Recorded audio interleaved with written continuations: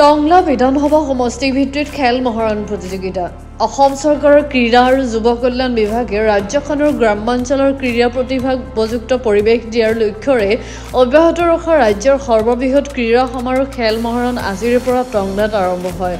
সমাৰোহখন 4 দিনীয়া কাৰ্যসূচীৰে টংলা ক্ৰীড়া সন্থাৰ খেলপথাৰত শুভাৰম্ভ কৰে বিধায়ক দুৰ্গা দাস বৰুৱাই। ওদালগুৰি জিলাৰ আয়ুক্ত পুলক পাটগিৰি উপস্থিত থকা খেল মহাৰণৰ দ্বিতীয় সংস্কৰণত আজি সমষ্টিটোৰ 12খন গাঁও উন্নয়ন সমিতিৰ খেলুৱৈসকলে অংশগ্ৰহণ কৰে। এই খেল মহাৰণত এথলেটিক্স, কাবাডী, ভলীবল, ফুটবল, সাঁতোৰ, দবা খেল আৰু চাইকেল চলোৱাৰ প্ৰতিযোগিতা অনুষ্ঠিত হ'ব। এই প্ৰতিযোগিতাৰ পৰা নিৰ্বাচিত বিজয়ী প্ৰতিযোগীসকলে ৰাজ্যিক পৰ্যায়ৰ প্ৰতিযোগিতাত অংশগ্ৰহণ কৰাৰ সুযোগ লাভ কৰিব।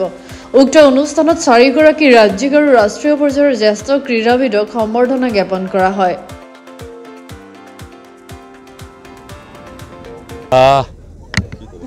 আজি খেল মহাৰণ 2.0 আজি আৰম্ভ হৈছে টংলা সমষ্টিৰ নামাকৰণেৰে টংলাত।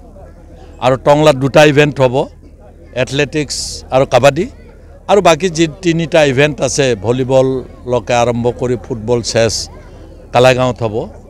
আৰু পোনপ্ৰথমবাৰৰ কাৰণে নতুন ডিলিমিটেশ্যন সমষ্টিমতে প্ৰতিযোগিতা হৈছে, যাৰ কাৰণে কিছু খেলিমেলি হৈছে। অলপ সংগঠকসকলো 2টা পক্ষৰে সংগঠক আহিবলগীয়া হৈছে। খেলুৱৈখিনি তেনেকুৱা ঠিক একজেক্টলি হৈছে 2টা অঞ্চলৰ বেলেগ বেলেগ খেলুৱৈ। যোৱা বছৰৰ কিছু খেলুৱৈ ইয়াত খেলিব আহিব পৰা নাই, তেওঁলোকে বাহিৰত পৰিছে। গতিকে তথাপি মুখ্যমন্ত্ৰী ডাঙৰীয়াই খেল মহাৰণ নামাকৰণেৰে খেলৰ প্ৰতি যি সমগ্ৰ ৰাজ্যখনত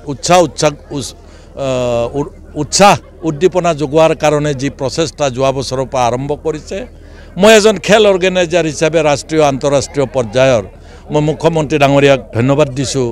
আৰু এই প্ৰতিযোগিতাই অবভিয়াছলি ৰাজ্যখনত সম্ভাৱনাপূৰ্ণ কিছু খেলুৱৈ ইয়াৰ পৰা ওলাইছে যোৱাবাৰো আৰু এইবাৰো ওলাব।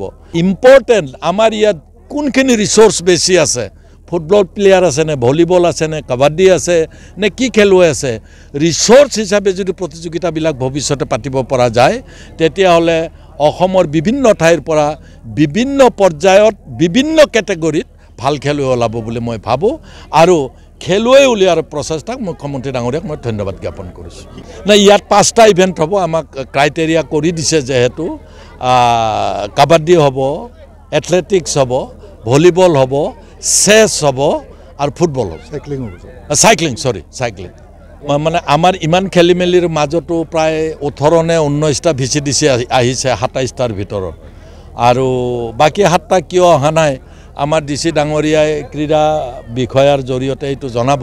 গতিকে যিখিনি VCDC অহা নাই, নিশ্চয়কৈ সেই VCDC সমূহক আমাৰ ব্লকৰ জৰিয়তে DC ডাঙৰীয়াই সেইবিলাকক অলপমান যদি সিৰিয়াছ কৰি তোলে বা কনচিয়াছ কৰে, মই ভাবোঁ আগন্তুক দিনত সব VCDC যোগদান কৰিব।